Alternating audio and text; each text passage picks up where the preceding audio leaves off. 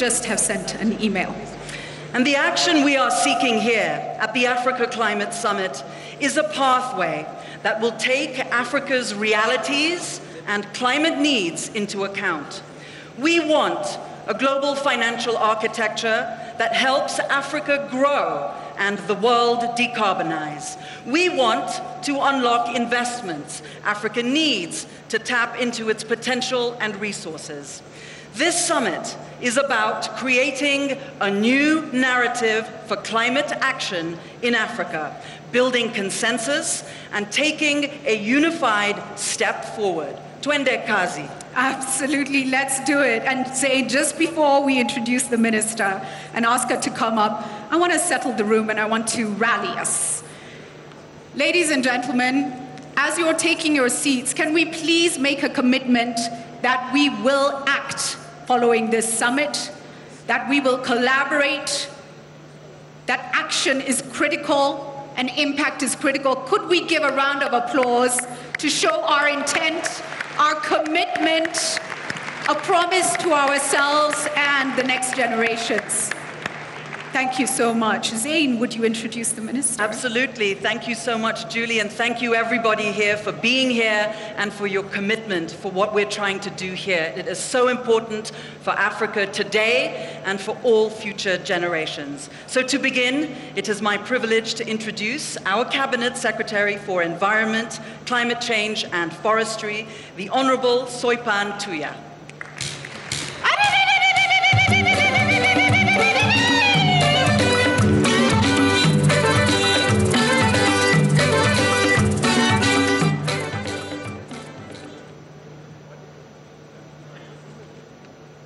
Your Excellency, Dr. William Ruto, President of the Republic of Kenya, and Chairperson of the Committee of African Heads of State and Government on Climate Change, His Excellency, the Deputy President of the Republic of Kenya, Honorable Rigathi Gachagua,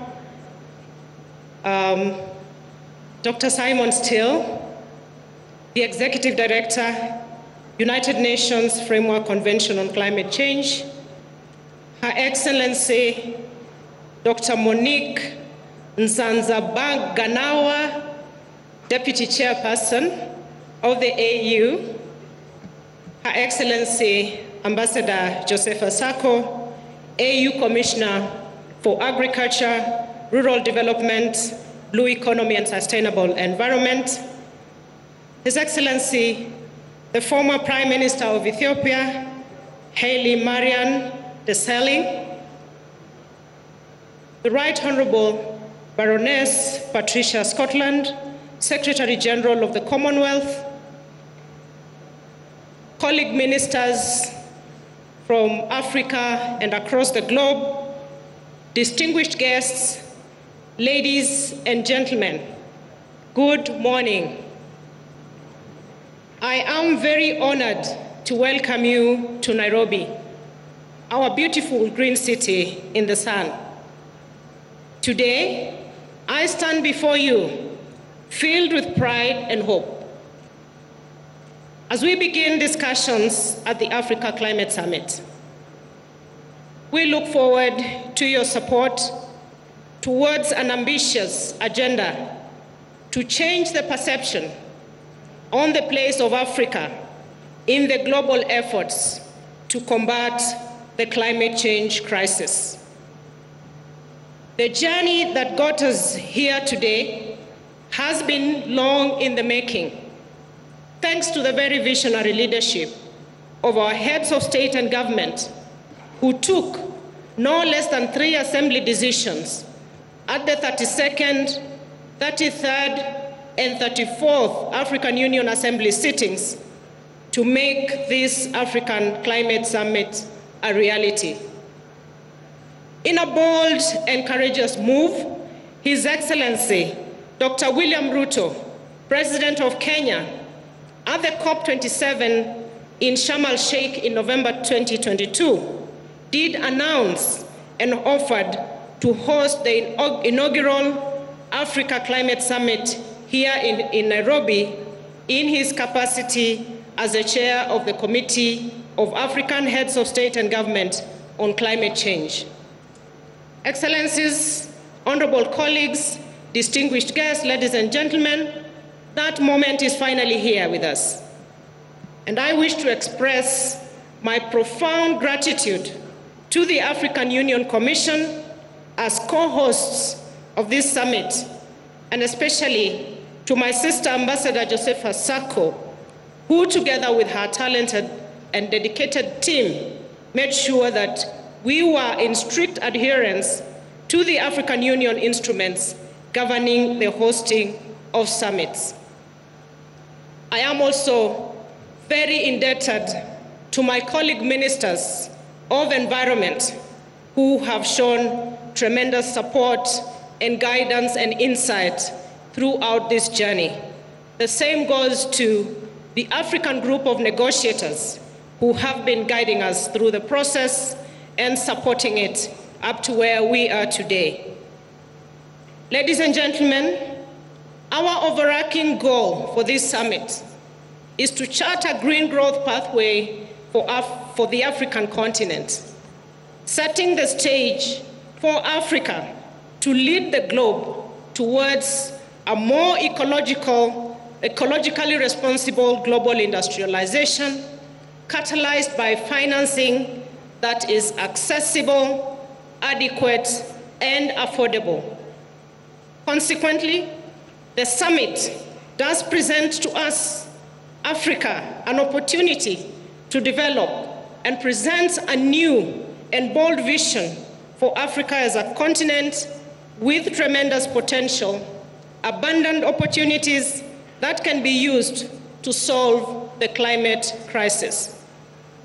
I therefore call upon all of us here to use the next 3 days to explore options as to how we can optimize Africa's abundant human and natural resources to leapfrog towards a low-carbon economy while opening new opportunities for climate finance, trade, investment, innovation, resilience, and green jobs.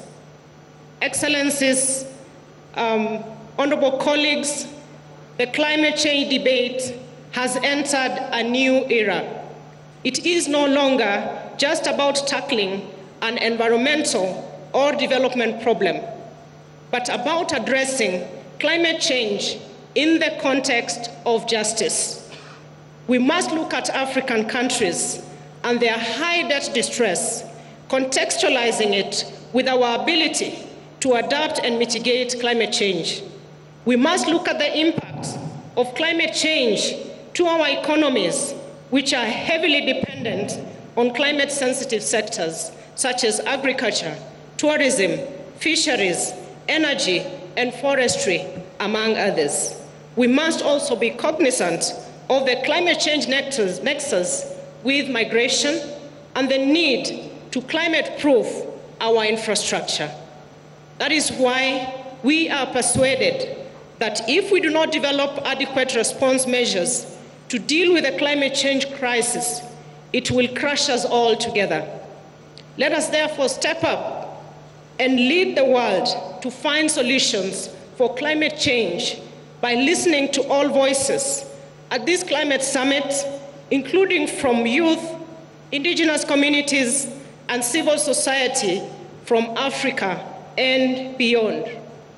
As I conclude, Excellencies, ladies and gentlemen, I wish to convey goodwill and urge you all to take time during your visit and sample our rich wildlife and cultural heritage. Her Excellency, Ambassador Sako, and myself wish at this early stage to extend an invitation, since this is a ministerial, we are beginning today, to invite you all later on to dinner this evening and more deliberations so that we can firm up the outcomes that we want to see coming out of this summit. Thank you very much, and I will now take this opportunity to usher in our youth representative, Ms. Elizabeth Wathuti, who has been for the last 3 days, have led a group of young people from across the continent to put together very solid resolutions, ideas, and very visionary indeed group of young people who are joining in the discussion and want to be part of the action. They say they no longer want to be bystanders. They want to be right on the table. Welcome, Elizabeth, and your team.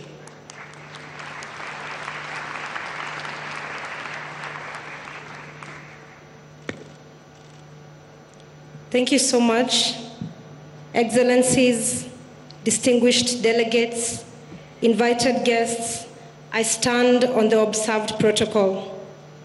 After months of regional and national consultations, mobilization that accumulated into uniting youth from every nook and cranny of the continent here for the last 3 days to exchange and voice our concerns, we stand today, Saad Ukas from the Kingdom of Morocco, Dion Shukuza from the Republic of Namibia, and I, Elizabeth Wathuti, from the host country of Kenya, the land of beautiful landscapes and the greatest marathoners, as representatives of the African Youth Climate Assembly, to underscore the urgency of addressing climate change and its profound impact on Africa's youth.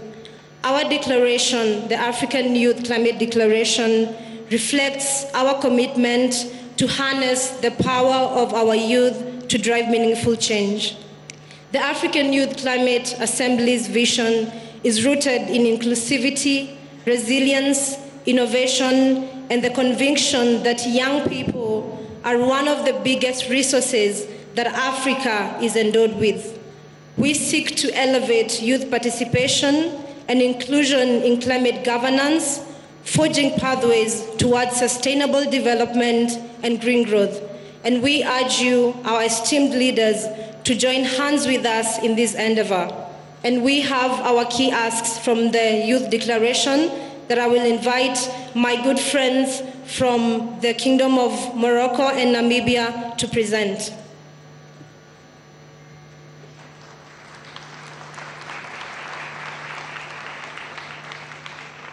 Thank you very much, Elizabeth. I stand on all observed protocol. The first demand that the Youth Climate Assembly came up with reads as follows.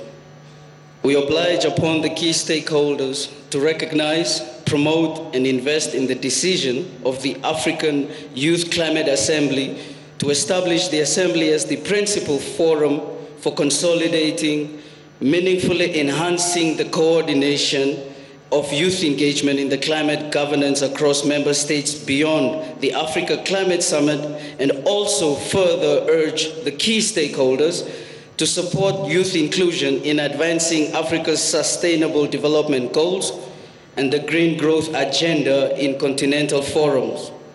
Further, engage the African Union Commission's Youth Division and Department of Sustainable Environment and Blue Economy to integrate the African Youth Climate Assembly into their structures, aligning, most importantly, with Article 19 of the African Youth Charter on Sustainable Development and Protection of the Environment.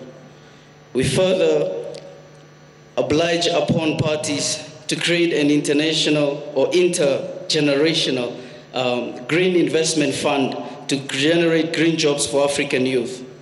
We would like to stress on this point that this was one of the most highlighted points from the consultations and also the engagements, financing youth action for climate. Further, lobby for the established United Nations Youth Office to be domiciled in Africa in line with structuring a global multilateral climate institution.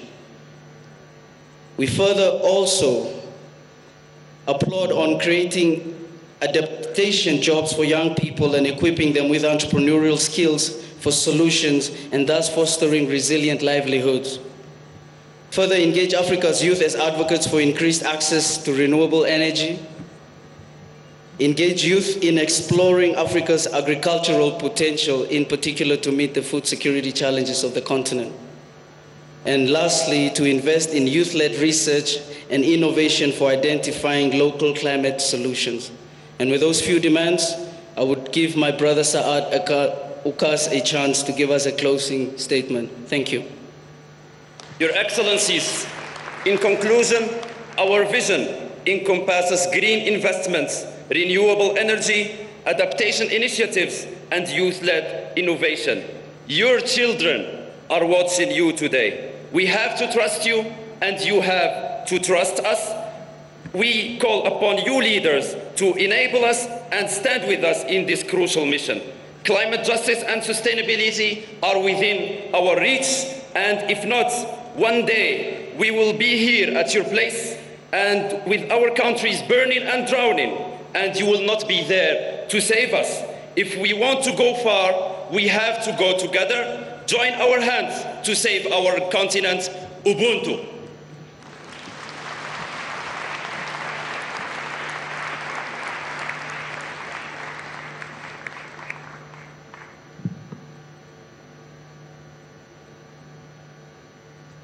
Excellencies, colleagues, ladies and gentlemen, Africa is a truly diverse and multi-ethnic continent.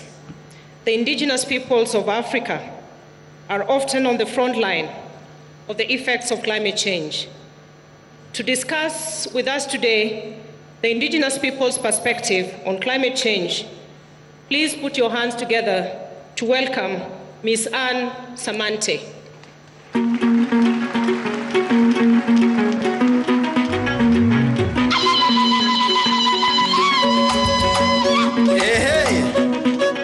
Bana ba Kenya namugeze ndi mulembe ndi waya mumbe kama rumweze nako kule kwa kubanenda kama dunda kwa buru mu Kenya. His Excellency the President of the Republic of Kenya, Dr. William Samoei Arap Ruto, and all other excellencies, distinguished guests, Madam CS, Honorable Soipan Tuya, all protocols observed, good morning. My name is Samante, and I'm here to read a statement on behalf of indigenous peoples of Africa. We, the African indigenous peoples from 20 countries, gathered in the pre-summit held in Nairobi in the past 2 days in preparation for this summit today, appreciate the Africa Climate Summit Secretariat and the government of Kenya, as led by our able President, Dr. William Samoei Ruto, for the continued recognition of indigenous peoples and traditional knowledge as a contribution to African climate change discourses. The role that African indigenous peoples play in protecting critical ecosystems across the continent makes them major actors in combating climate change. Furthermore, given that our livelihoods are based on direct use of natural resources, indigenous peoples are unfortunately the most hit hardest by climate crisis, notwithstanding the fact that we have the lowest carbon footprint, or rather the lowest emitters. As the African Climate Summit commences today, our main concerns and requests are as follows. One, on clean and renewable energy and energy transition.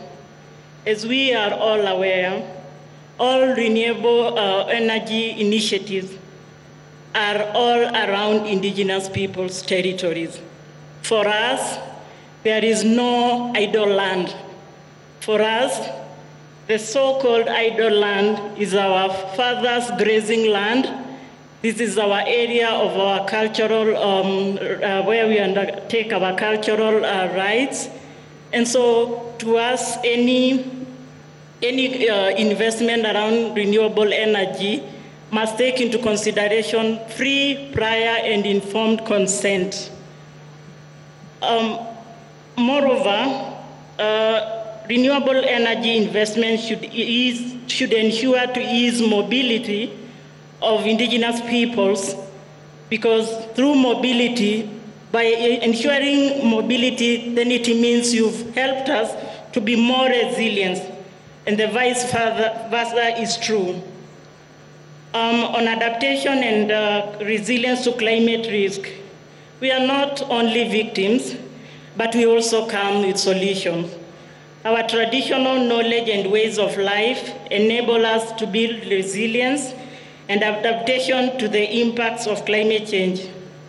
Furthermore, considering that there are an estimated 50 million indigenous peoples living in 5 regions of African countries, whose participation and contribution through indigenous peoples' knowledge and knowledge system provides tremendous solution to the climate change crisis. However, as much as we contribute this much to climate resilience and adaptation, our knowledge and traditional adaptation resilience are not mainstreamed in local and regional policy and legislation frameworks.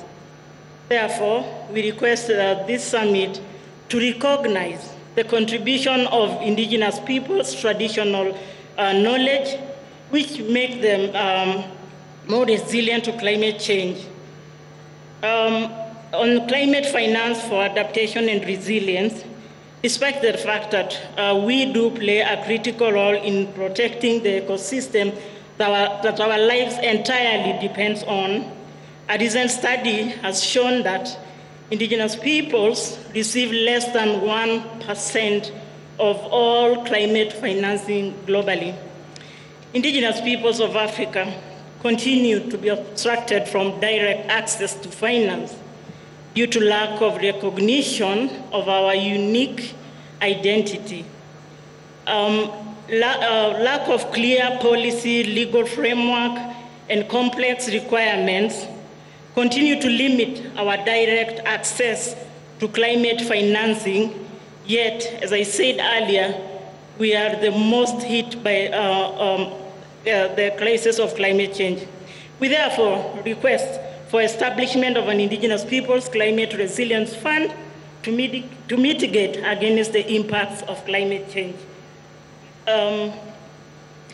On effective participation, and as climate change discourse continues to gain traction, the indigenous peoples, despite being the most vulnerable group, has continued to face systemic exclusion from decision-making, and also have negatively impacted by the climate intervention, negatively impacted by the climate intervention and response measures, some of which are detrimental to the existence of indigenous people.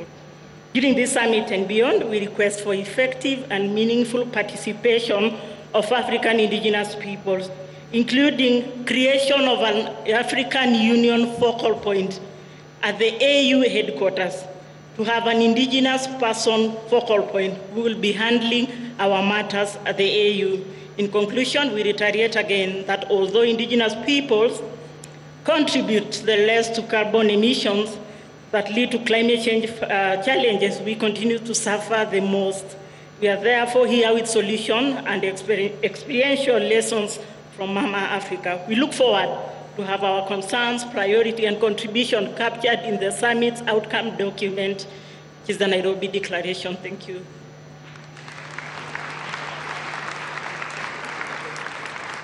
Thank you very much, Anne. Your Excellencies, ladies and gentlemen, the summit is steeped in democracy, and with good reason, because the climate crisis affects everybody.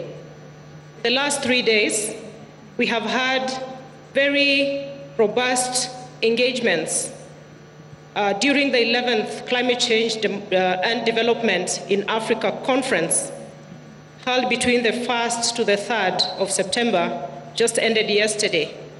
And this is a forum convened by the AU, UNECA, the Africa Development Bank, as well as the Kenyan government, and the Pan-African Climate Justice Alliance, and to bring to us the voice and sentiments from the civil society is our next speaker, Dr.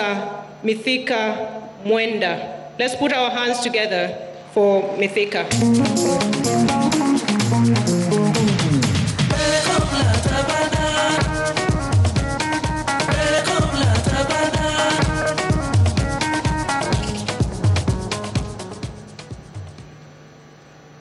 Thank you, CS. Excellency, the President of the Republic of Kenya, Dr. William Samoei Ruto, the Deputy President, Excellencies, distinguished delegates, respected guests, ladies and gentlemen, allow me to stand by existing protocols. It is with great honor that I address you today, first, as the Executive Director of the Pan-African Climate Justice Alliance, representing the African civil society, and secondly, wearing the hat of the larger non-state actors steering committee for the African Climate Summit, which has been meeting since the announcement by Kenya of hosting this all-important summit in February this year. As we gather here in Nairobi for this inaugural Africa Climate Summit, I can't help but feel the weight of the challenges and the opportunities that lie ahead. For many years, the climate change negotiations under the UNFCCC have remained a contestation between North and South, with deepening mistrust and a widening divide between North and South about two actions that should reverse the impacts of the challenge that poses existential threat to the survival of humanity and the planet, that is adaptation and mitigation. The outcome of this summit then should seek to not only provide a neutral ground for conversation and restore hope and dignity for millions of people whose livelihoods have been turned upside down due to the ranging climate impacts manifested by shifting seasons, drying rivers, erratic rainfall, diseases, compounding food crisis, and forced solutions, but should also be responsive to African people's realities, aspirations, desires, and imperatives of climate justice. Top of these should be adaptation, underpinned by the principle of common but differentiated responsibilities. It is not just about coping with the impacts of climate change, but also about enhancing our solidarity in prosperity, resilience, reducing our risk, and seizing the opportunities which are coming with this challenge. Yes, Africa, with the most progressive position in international dialogue on climate change, has pronounced itself on what we require in adaptation and mitigation. And all studies show that we are doing more than our fair share in the global efforts to combat this crisis. Excellencies, ladies and gentlemen, Africa needs between 160 to 340 billion US dollars by 2030 for adaptation, while the current flows are only around 16 billion annually, a fraction of a budget for a blue chip company and foundations attending this summit. We need a deep conversation on how to address this, including achieving the balanced financing between adaptation and mitigation, as delaying action now will result in exponential costs in the future. These summits should also convey a bold, unequivocal message from Africa that it is not a forum to end the industrialized countries to escape their historical responsibilities and transfer the burden of action to the victims of their actions, but a platform to once again renew our call to honor their commitments on deep and genuine emission reduction, adequate support to vulnerable, and support the communities at the front line of climate crisis. Ladies and gentlemen, as I conclude, we want to extend a hand of partnership and take front seat in the inevitable transition to low carbon, climate resilient, fair, equitable, and ecologically just development pathways. We should also seek to change the narratives, and I think I have heard His Excellency President speaking about that every time. And we need also reciprocal actions from our partners in the North and urge them not to shift the goalpost like they have done before. I hope, Your Excellency, you will agree with me that we are doing so much, but there is a problem. We have the critical natural resources, for instance, including vast mineral resources, cobalt, lithium, and all others, which will drive this transition. How to exploit these resources then should be the conversation we should have. How we leverage them will determine whether we repeat the curse of the minerals driving the carbon-addicted industrial revolution, that is through fossil fuels, which has brought us the current challenges we have. Or we will choose to start with an opportunity to shape our future through a resilient, prosperous, inclusive, and fair way. This is really our time. And thank you again, Your Excellency. When we were in South Africa during the African Parliamentarian Summit on Climate Policy and Equity, I told you, you are our general. And I told you, now below there, you have a soldier. Let us work together, and we promise our commitment to that process. Thank you, Your Excellency. Thank you very much, Mithika, for speaking on behalf of the civil society. Now, Your Excellencies, ladies and gentlemen, we move on, noting that the vital agenda pursued this week, the ACS will play a crucial part in the global fight against climate change and have a massive impact in the upcoming global initiatives around climate action. And one of these is the COP28. And Excellencies, ladies and gentlemen, we are aware that during this summit, we have the African Climate Week convened by the UNFCCC as part of the regional climate weeks, again, that build momentum for COP28. And we have here with us none other than the Executive Director of the UN Framework Convention on Climate Change, Simon Steele. Let us put our hands together to have the statements from Simon. Welcome, Simon. Monica,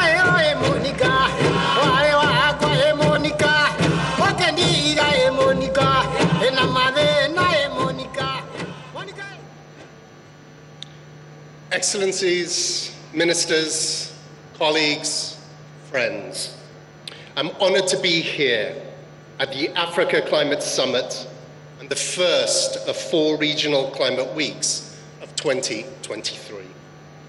I want to thank the Kenyan government and personally President Ruto for his leadership and vision in bringing us here together.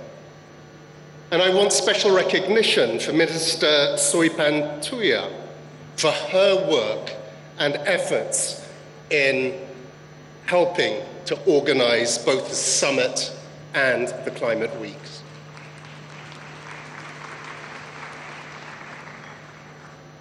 This summit for Africa, by Africa, will help us tackle the climate crisis we see and feel all around the world. I speak to you today not just as the head of the UNFCCC, but as the former minister from a developing country. So let us talk about what we can do to stabilize the climate and build resilient societies in Africa and throughout the world. Development is, as it should be, a priority. I know personally the destruction that climate-related disasters can wreak on years of development.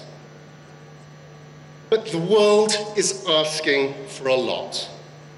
Develop, but don't do it in the carbon-intensive way that we did in the past.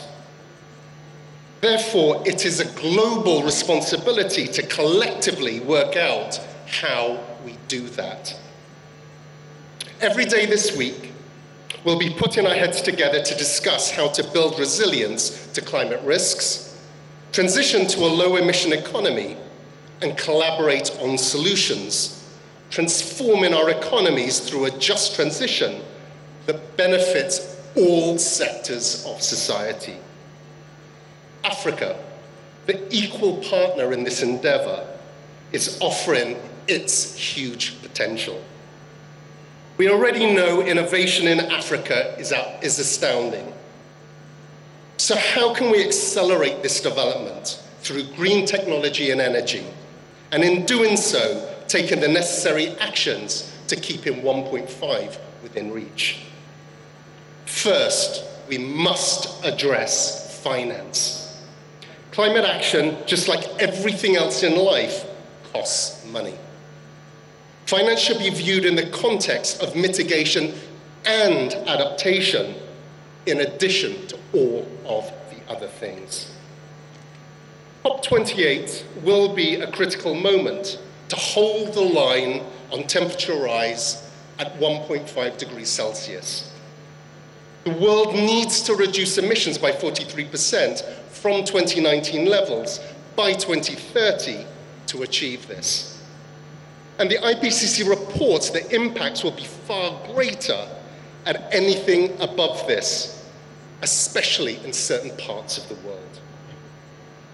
So for starters, to hold this off, we immediately need to see the delivery of the pledged $100 billion, a doubling of adaptation finance, the substantial replenishment of the Green Climate Fund, a global finance system, public and finance, that is aligned with action and green finance. At COP27, I committed to ensure the Secretariat does all that it can to support parties to deliver on their commitments. I see our role as catching what you, parties, throw and shine light on how you can, together, throw it higher to get it in the basket. I also committed to maximizing the opportunities available to us to build collaboration throughout the year between COPs. This Africa Climate Week is a good example on delivering just that. In the past, we used to have only 3 to 4 mandated events associated with the regional climate weeks. Now there are 20. We've been working to cluster them, not just for efficient and resource saving's sake, but also because it is here, in the regions, where catalytic connections are made, and we can supercharge action on the ground. I want to see Africa Climate Week usher in climate action in 3 pivotal fronts. First, it must enable governments to amplify their contributions and commitments. Second, strengthen regional bonds and collaboration. And third, and perhaps most profoundly, empower local transformation so that African nations can come to COP28, which is less than 100 days away, in leading action and ambition. At COP28, the first global stocktake will review our progress on climate action. No, we are not on track. Our response to those findings is a key opportunity to course correct towards a sustainable future. In addition, we must respond to those impacts we know cannot be averted through our approach to loss and damage and the operationalization of the fund and funding arrangements at COP28. The discussions taking place here will inform the global stocktake about the challenges, barriers, and opportunities for climate action and support within the context of Africa. The UNFCCC Secretariat can work with you to identify the opportunities for Africa and facilitate the solutions and to attain those opportunities. Excellencies, ministers, the world is counting on your continued collaboration and leadership. I thank you.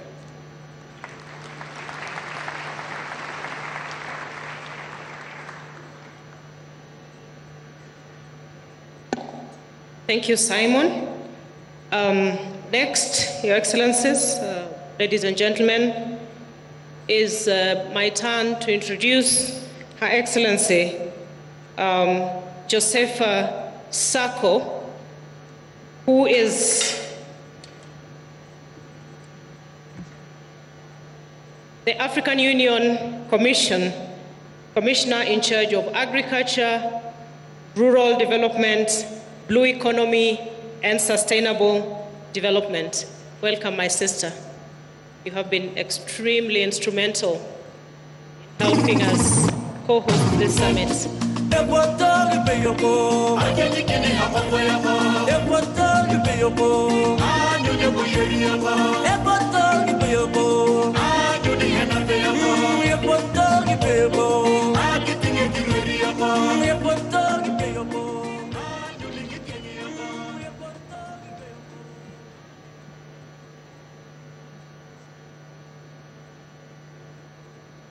Thank you, Cabinet Minister, to give me the floor. Good morning, every one of you. Let me acknowledge the presence of His Excellency, Dr. William Samoei Ruto, the President of the Republic of Kenya and coordinator of the Committee of Head of State and Government on Climate Change of African Union. His Excellency Azali Assoumani, the President of the Union of Comoros and current African Union Chairperson. His Excellency Musa Faki Mohammed, the Chairperson of the African Union Commission, the Excellencies Head of States and Government from Africa and abroad, His Excellency Antonio Guterres, UN Secretary General, if he's present, His Excellency Ursula von der Leyen, President of the European Commission, honorable ministers present, executive head of international organizations, representative of the civil organization, invited guests, ladies and gentlemen, all protocol duly observed. On behalf of the African Union Commission, I am pleased to welcome you all to the African Climate Summit and to thank all delegates from Africa and the world at large for setting time aside of your busy schedule to participate at this inaugural African Climate Summit. You're welcome. Karibu. Sejam bem-vindos. Vous êtes le bienvenu. Merci. Your participation is a clear demonstration of our unwavering commitment to collectively shape the future of climate change, climate action in Africa and across the world. We are not isolated. We are following the global agenda, although we are not the polluters. Our responsibility is just 4%, but we cannot isolate because the climate issue, it's really affecting all of us globally, the planet, and we need a sound planet for the next generation. That's why in the continent we are fully committed in this agenda, and I really commend President Ruto for his commitment on this climate agenda. Congratulations, Excellency President. Let me also like to acknowledge the presence of former Prime Minister of Ethiopia, His Excellency Prime Minister of Ethiopia. You're welcome to this meeting. Excellencies, distinguished ladies and gentlemen, please allow me to express our sincere gratitude to the government and people of Kenya for the warm reception and hospitality accorded to all the delegation since their arrival in this beautiful city of Nairobi. I would also like to commend the organizers from the different ministries and partners organizations under the leadership and strategic guidance of His Excellency Dr. William Ruto, President of the Republic of Kenya, that worked around the clock on the technical and logistical arrangement required for a successful summit. Excellencies, distinguished ladies and gentlemen, I would like to submit to you that climate change is a pandemic in Africa and is responsible for more lives and economic distress. Climate change is resulting in an increased frequency and intensity of extreme weather events that causes disasters with compounding effects because they do not allow us to recover before another disaster strikes again. What are we witnessing is the situation whereby governments are abandoning development and concentrating their resources in responding to climate-related disasters without building resilience. We know that many African governments, they are using at least 2% of their budget to invest on the disasters, on adaptation programs in the continent. In our continent. Research tells us that some of the African member states are spending up to 50% of their GDP per year in response to climate-induced disasters. The economic losses resulting from climate change stand at more than 5% of the annual GDP for the continent. The bottom line is that the cost of climate change in Africa is too high for us. We know for sure that crying for the promised resources by the developed countries' parties has not yielded tangible results, and even the $100 billion that you promised during the during the Paris Agreement, COP21, up to now, we haven't seen anything. We haven't seen anything. That was the pledge in 2009 to be accessible from 2022. We are in 2023. We haven't seen anything. Please, partners, come and honor your pledge. Has not been reached to Africa. This is despite being their obligation due to their historic responsibility for climate change in line with the Convention and the Paris Agreement. We also know that the cost of addressing climate change is also skyrocketing. For example, the revise of our NDCs for Africa will require an estimated $3 trillion of investment, US dollar investment, to implement, in addition to all the climate action, including NABs. Africa has refused to wait and die due to climate change.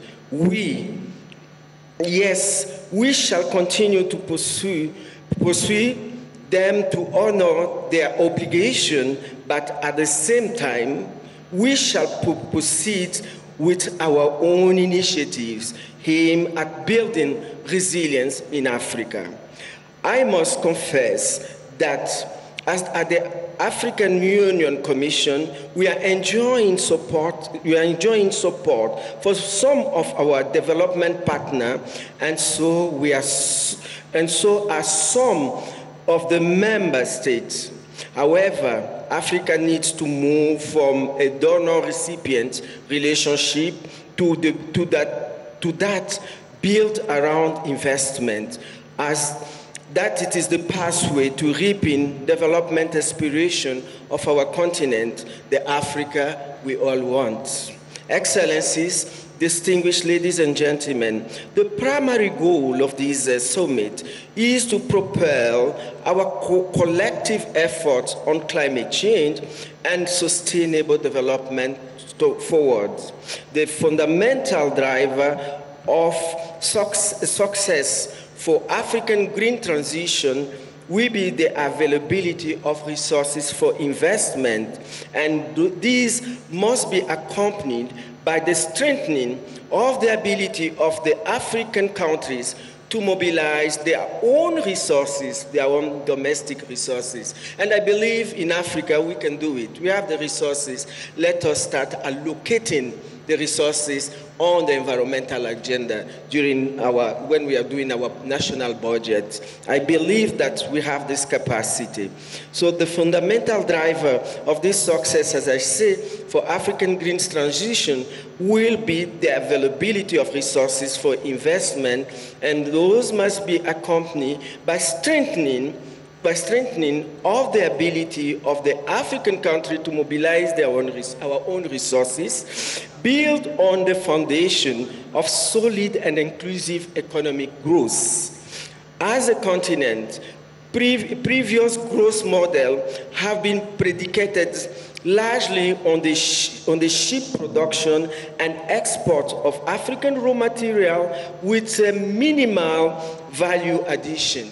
We have to start adding value and create jobs for our youth and our women.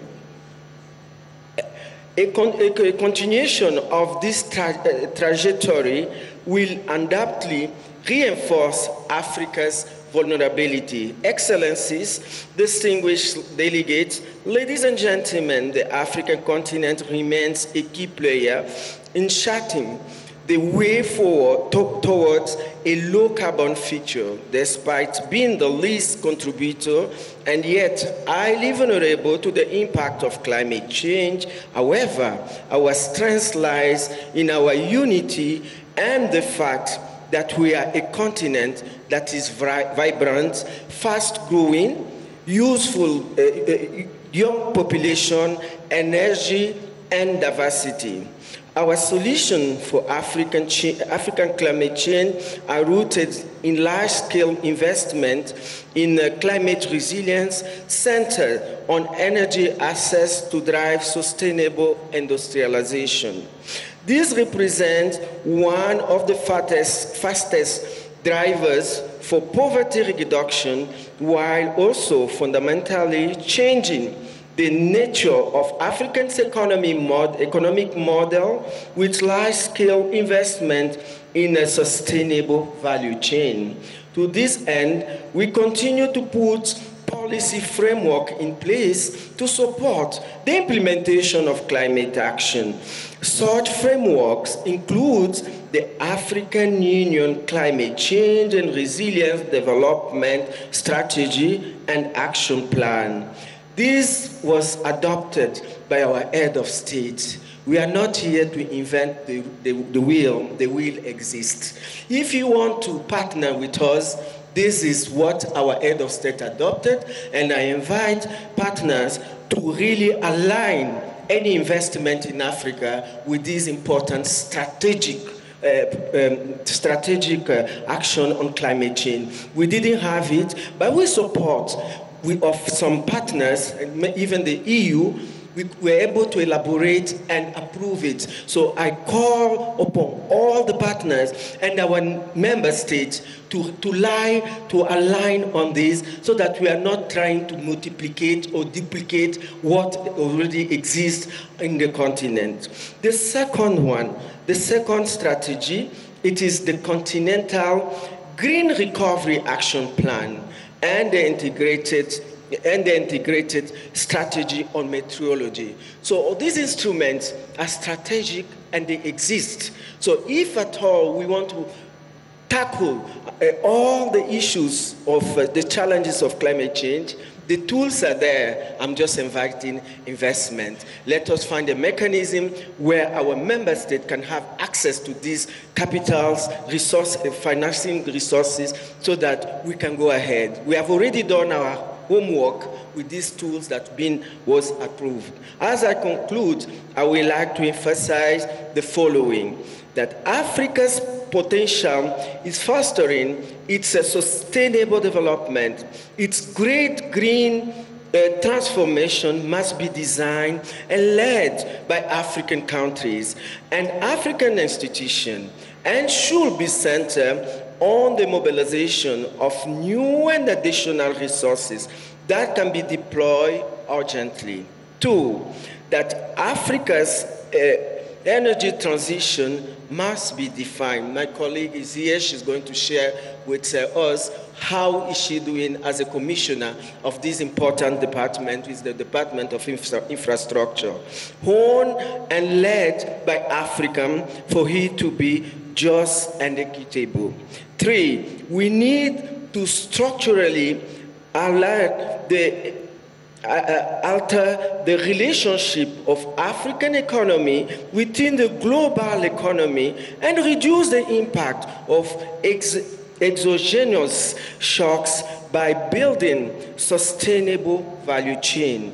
This will allow a focus on people and on ensuring the connection between the citizens of Africa and its immense natural health. In this process, we are determined not to be bystander in this, but to lead by doing. Nevertheless, as a continent, we will continue to hold our partners accountable to the promise they made to us. 4, together we aim to elevate the discourse surrounding climate change and realize support for a financial architecture specifically tailored by Africa, while also emphasizing our continent's abundant resources and resilience as we accelerate our transition towards a climate resilient future. 5th, as this green transformation is built on this shared determination, I urge us to strongly embrace our collective strengths towards this cause. This summit will be just one step of many towards attaining our objective, which is our Agenda 2063. 6th, and lastly, we will count on the support of partners present here today, as well all relevant stakeholders, to support the implementation of the summit's outcome. As the African Union Commission, we remain determined and committed to work with member states in addressing climate change, including the implementation of the outcome of this summit, which is the Nairobi Declaration. Excellencies, distinguished delegates, ladies and gentlemen, I thank you for your attention and look forward for a fruitful deliberation. Asante sana, muito obrigada, muitas gracias, merci beaucoup, shukran.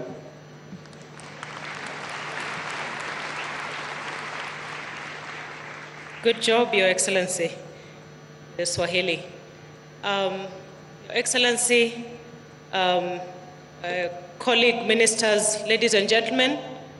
We are at the apex of the opening session of today's ministerial segment of the Africa Climate Summit. And Excellencies, allow me to remind my colleague ministers that we have a very busy day ahead of us. As per the program, we have 3 breakaway rooms, Lenana, Savo, Abadeas, and we shall be guided through that section immediately after the official opening. Allow me, Your Excellency, President of the Republic of Kenya, to thank you most profusely for accepting to grace this ministerial segment to flag us off to a very busy day. And without much ado, ladies and gentlemen, let's put our hands together to welcome His Excellency, President William Ruto, to make his remarks. Thank you, Excellency.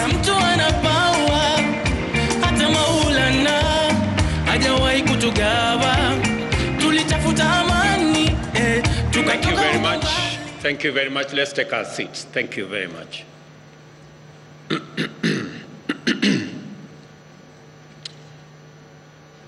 Excellencies, honorable ministers, distinguished delegates, ladies and gentlemen, good morning and welcome to Nairobi. It's called the Green City in the Sun. Welcome to Kenya and welcome to the Africa Climate Summit. I have welcomed you to this great city on behalf of the people and government of Kenya to this meeting that is co-hosted by the Africa Union and the government of Kenya. Let me give you a bit of information that will make it easy to find your way around. Nairobi is a very interesting city. On one side, there's a full canopy forest. And on the other side, we have a wildlife national park.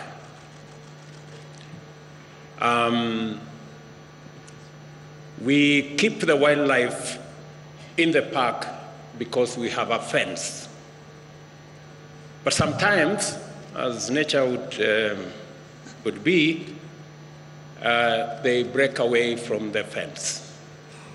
So while you are doing your morning walk, you might encounter a lion. Please be careful. It is not tamed, it is wild. Let me also inform you that Nairobi is the home of the United Nations Environmental Program, the only UN agency headquarters in the global south. So, discussing matters environment, you are in the correct city. And if you need any referencing, the UNEP is right here. Let me also volunteer some additional information that Kenya, a few kilometers from where you are seated, scientists, including myself as a scientist, discovered and located the earliest remains of man on Earth. In other words, this is where humanity began. Before you guys went all over the place, in Europe and America and Asia and the rest of our continent, this is where we all began. And therefore, allow me to welcome you home.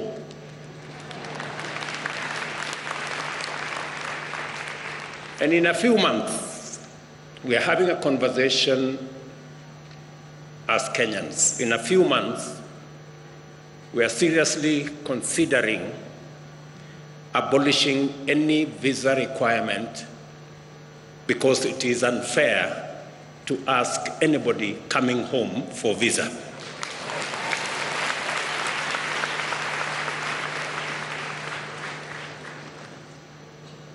I welcome all the delegates who responded positively to Africa's call to gather at this inaugural Africa Summit in order for us to imagine, design, and then build a future of prosperity for Africa and the world.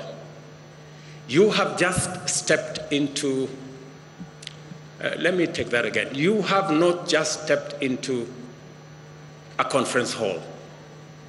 You have entered the future. A future ripe with potential, driven by global partnerships committed to African prosperity, inclusive growth, and a livable planet for all of us. Clearly, therefore, this is no ordinary summit. We are not here just to talk about Africa or climate change in the usual way, which often accentuates our divisions. You all remember the North versus South, developed versus developing, polluters versus victims, and the whole of that conversation. And even within our own government, sometimes we have conversations around economic development, so badly needed for us to achieve stable and dignified livelihoods, and is often cast as a trade-off with environmental stewardship as if they are mutually exclusive, when in actual fact, they are positively reinforcing. Let me be clear. These conversations are necessary. Africa's carbon footprint remains small, but the human toll of climate change is disproportionately high. The urgency to address loss and damage and to configure appropriate financial mechanisms for resilience grows with each extreme weather event and each bout of climate-induced insecurity. A complex interplay of needs and responsibilities is a daily challenge, but it should not lead to a deadlock. We must be alert to the fact that they can sometimes blind us to the bigger picture. Delivering prosperity and well-being for Africa's growing population without pushing the world deeper into climate disaster is not just an abstract proposition or a mere wishful thinking. It is a real possibility proven by science and affirmed by emerging experience.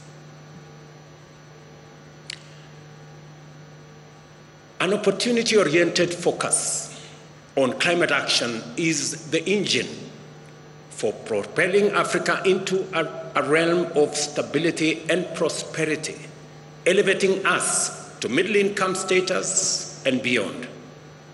This context is precisely what sets this climate summit apart from others.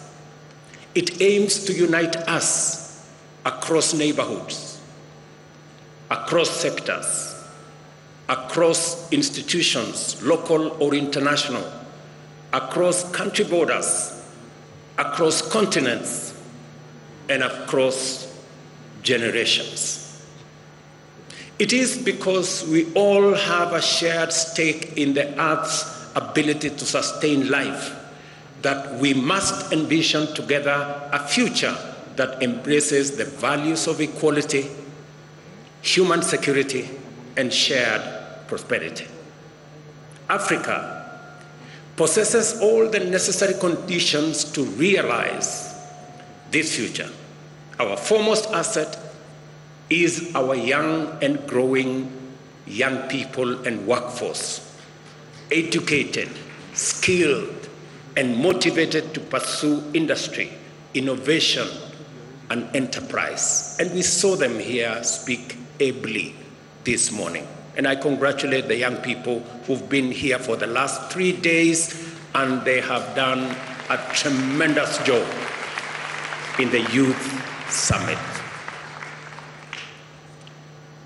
We have ample renewable energy potential as well, and the natural assets and resources to green our own consumption, but also to meaningfully contribute to decarbonization of the global economy.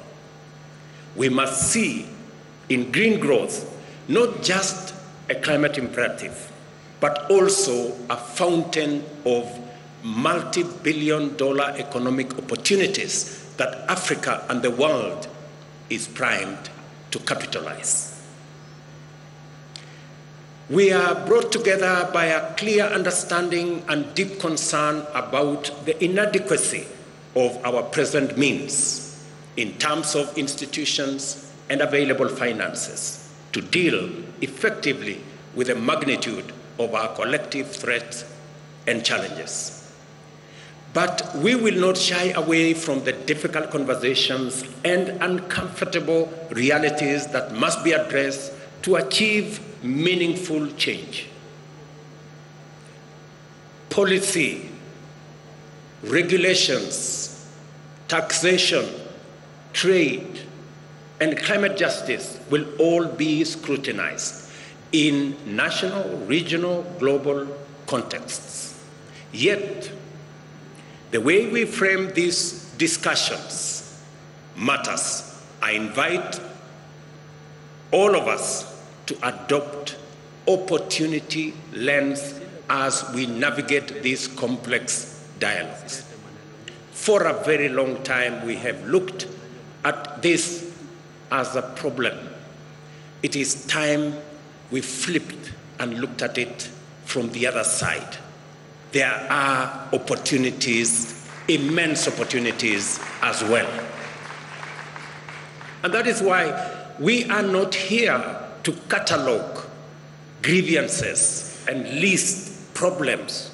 We are here to scrutinize ideas, assess perspectives, so that we can unlock solutions. The very format of this summit has been designed to facilitate such engagement. Over the next 3 days, be ready to be challenged in this dynamic ecosystem of dialogue and discovery. African and global leaders, innovation trailblazers, experts, investors, and captains of industry are here to explore the opportunities, tackle the barriers, and scale up solutions. While I cannot encapsulate the breadth and depth of all our program within my opening remarks, allow me to outline the overarching theme, which is the unparalleled opportunity that climate action represents for Africa. As you're aware, the climate conversation began 31 years ago in 1992 in Rio de Janeiro. But this is the first African summit 31 years later. When my colleagues agreed, in the Africa Union that is, agreed to my offer to host this climate summit, it was clear to me that this inaugural summit is going to be the stepping stone to the ultimate resolution of this challenge. The reason why possibly we haven't made much progress is because Africa had not consolidated and assembled its ideas and brought them to the table. I am confident that now going forward, we have all what it takes to create a win-win outcome out of this very intense conversation about climate change. This occasion summons us to contemplate the full range of possibilities that can be unleashed by directing investment and appropriate technology to actualize our continent's abundant resource endowments.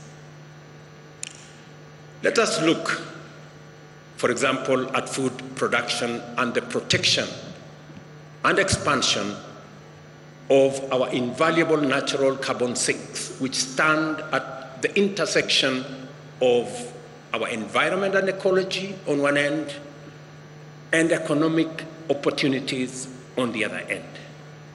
Since 1961, Africa has witnessed a 1/3 reduction in agricultural productivity due to climate change, a stark reminder of the urgent need for adaptation.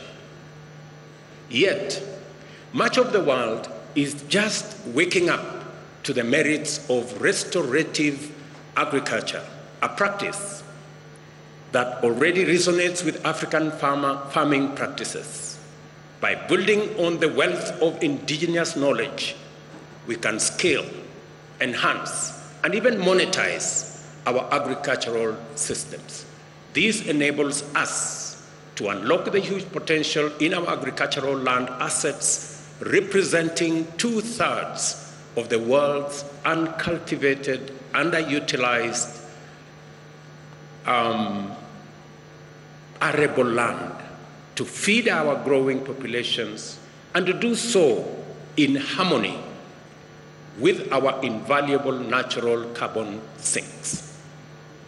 Additionally, the restoration and expansion of Africa's natural carbon sinks are not just an environmental imperative. In fact, they are an unparalleled economic gold mine. They have the potential to absorb millions of tons of CO2 annually, which should translate into billions of dollars if we were living in a fair world, improve livelihoods, and millions of opportunities across this continent. And I was having a conversation yesterday about a banker of one of the big multinational banks, and he was telling me about Africa's GDP. And GDP is about assets, it's about what you have. We have the carbon sinks that serves the world, cleans our environment, acts as sequestration of carbon that is produced by others. But we get nothing for it. It's not anywhere in our balance sheet. Everybody's assets are in their balance sheet. Some of ours are not in that balance sheet. The day we put our whole assets in our balance sheet, you will know who did what. It's not a conversation that we have the luxury to engage in, because when the apocalypse happens, it will happen for all of us, for the entire humanity. Let me say this. We do this, and all of this comes while safeguarding our biodiversity. We are careful to make sure that that's in place. Our renewable energy resources are not just environmental necessity. They are the ultimate catalyst of radical socio-economic prosperity. They can fuel sustainable development, drive economic growth, create jobs, and also uplift millions from energy poverty, all while reducing our carbon footprint continentally and globally. The possibilities are not just promising, they are transformative. Africa can power all our energy needs with renewable resources. The continent has enough potential to be entirely self-sufficient with the mixture of wind, solar, geothermal, sustainable biomass, and hydropower. In Africa, we can be a green industrial hub that helps other regions achieve their net zero strategies by 2050.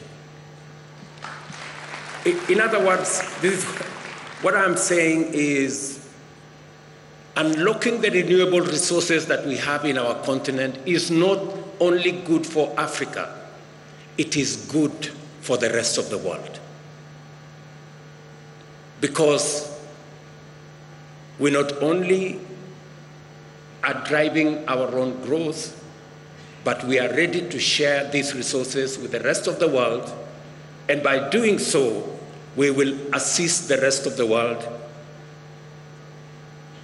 in ensuring that we move towards the net zero target that we all set for ourselves.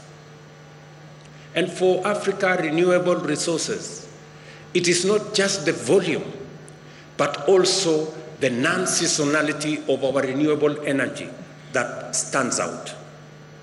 The nearly year-round sunshine makes Africa's solar potential particularly unique, perfectly suited to industrial energy demands, something that is challenging in other areas, especially in temperate climates.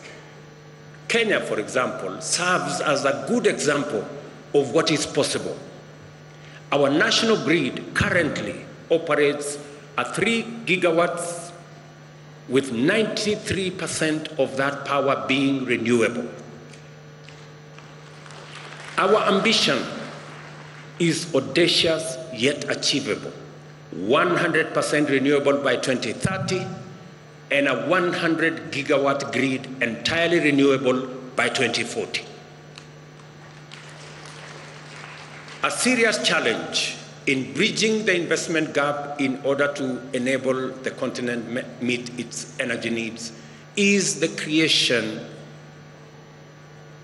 of demand on sufficient scale to provide incentives for appropriate private investment in energy infrastructure development. Industrial energy at scale is therefore necessary to anchor energy demand as a means of tackling the widespread energy poverty still prevalent across our continent.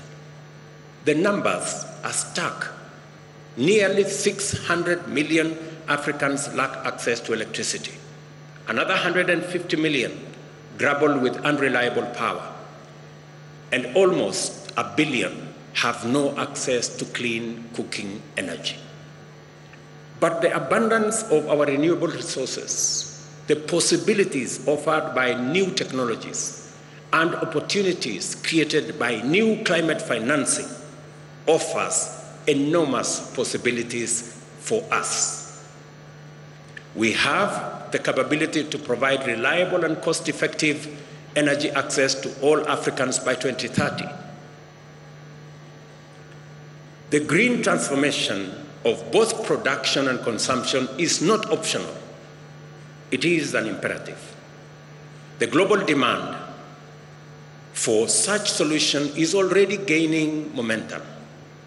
Our strategic proximity to substantial reserves of metal and minerals necessary for the global energy transition makes Africa an attractive candidate to become a global hub in green industrial supply chain, from refining metals and minerals to constructing and assembling electric motor vehicles, batteries, and other components. Let me invite you to this unprecedented geo-economic opportunity for Africa. We are already key players in the extraction of these minerals, but much of the higher value addition, smelting, refining, assembly, and even the production of electric motor vehicles happens elsewhere. Let's put some numbers to add perspective to what I'm saying. By 2025, the mining of battery critical minerals, nickel, lithium, cobalt, is estimated to generate some $11 billion in value. However, if we take the next step and engage in value-added activities like refining these minerals into industrial-grade metals, that value could quadruple to $50 billion. And if we consider the end-to-end value chain for electric vehicles, including the battery pack and all other components, the market value skyrockets to an astonishing $7 trillion. That is a trajectory. What today we are selling for $11 billion could be $7 trillion if we engage in the right trajectory. And that is what we are saying. And that is what Madam Josefa was saying. What these figures clearly demonstrate is that Africa can no longer afford a minimalist, short-termist, raw material-based approach. The time has come for us to break out of the shackles of low ambition. We must now begin to aim higher and strive for more and better outcomes. As we work towards capturing more economic value from these opportunities, we are not just building a resilient and prosperous continent, we are also contributing to a more balanced and stable global economy. It is the only way, ladies and gentlemen, we are going to stop the migration using rickety boats from one continent to another. It is the way that we are going to stop the negativities. We need to balance our development, and we have the assets to do it, and we have the ambition to do it, and we want to do it together. Trillions of dollars globally are looking for green investment opportunities as the pressure to tackle climate change and crisis heightens. Africa holds the key to accelerating decarbonization of the global economy. It is a statement of fact. Africa holds the key to decarbonizing the global economy, whether it is industrialization, whether it's manufacturing. We are not just a continent rich in resources. We are a powerhouse of untapped potential, eager to engage and fairly compete in the global marketplace. Consider this. Every year, Africa needs to generate approximately 30 million jobs, new jobs for that matter, to accommodate its rapidly expanding workforce. These are not just numbers. They are not just statistics.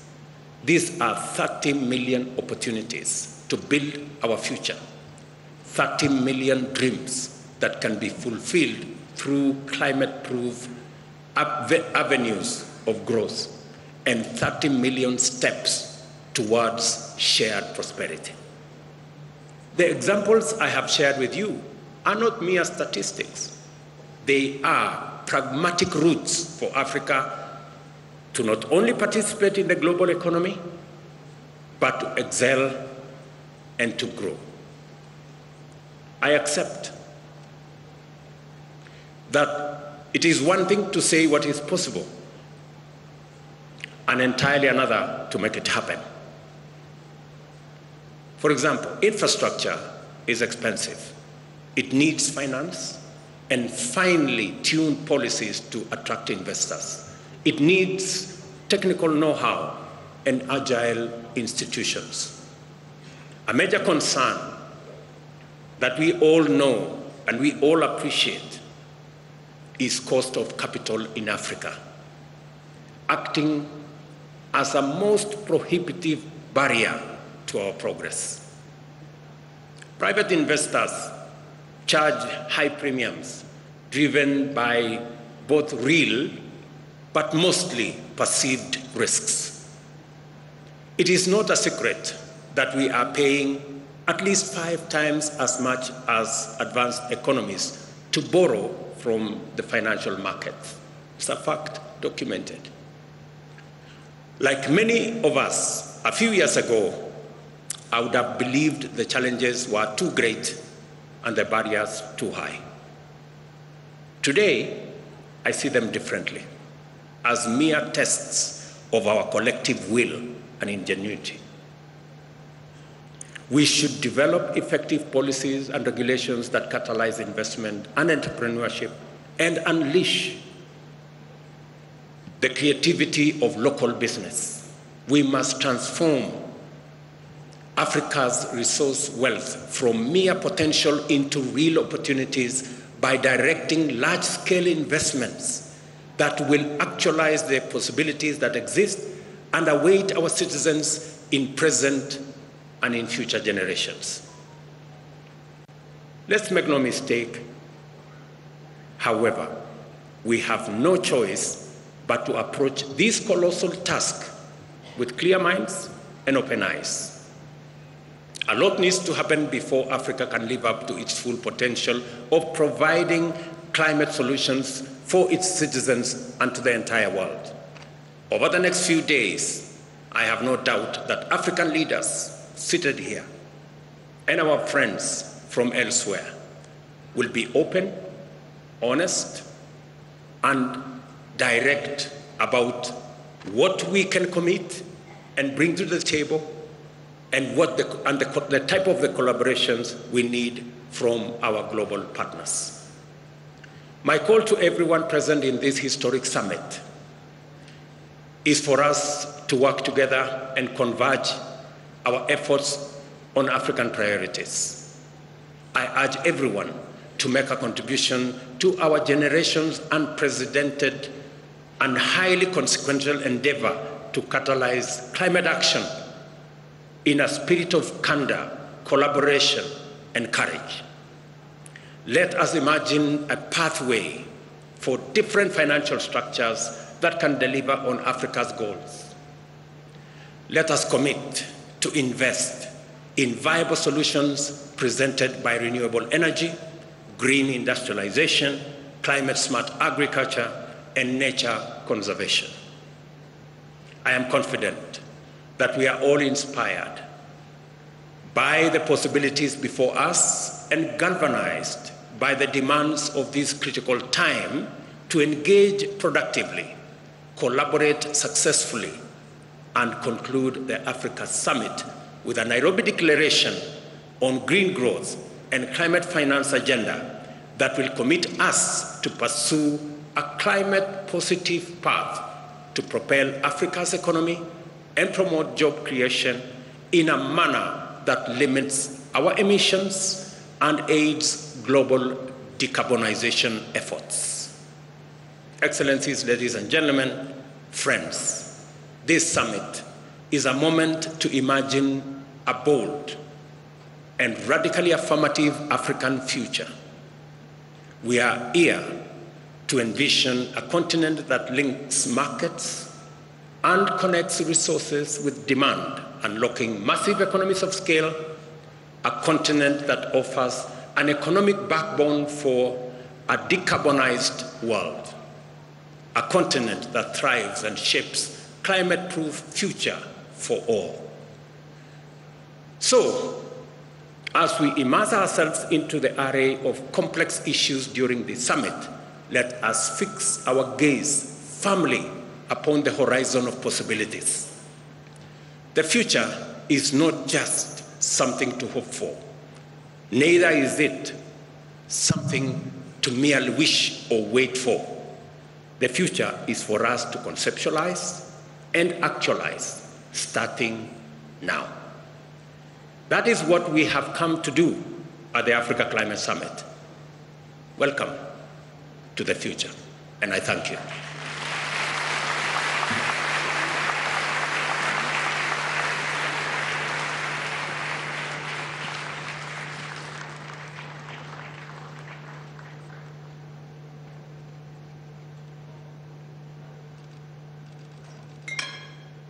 One more round of applause to all the speakers who have spoken so well.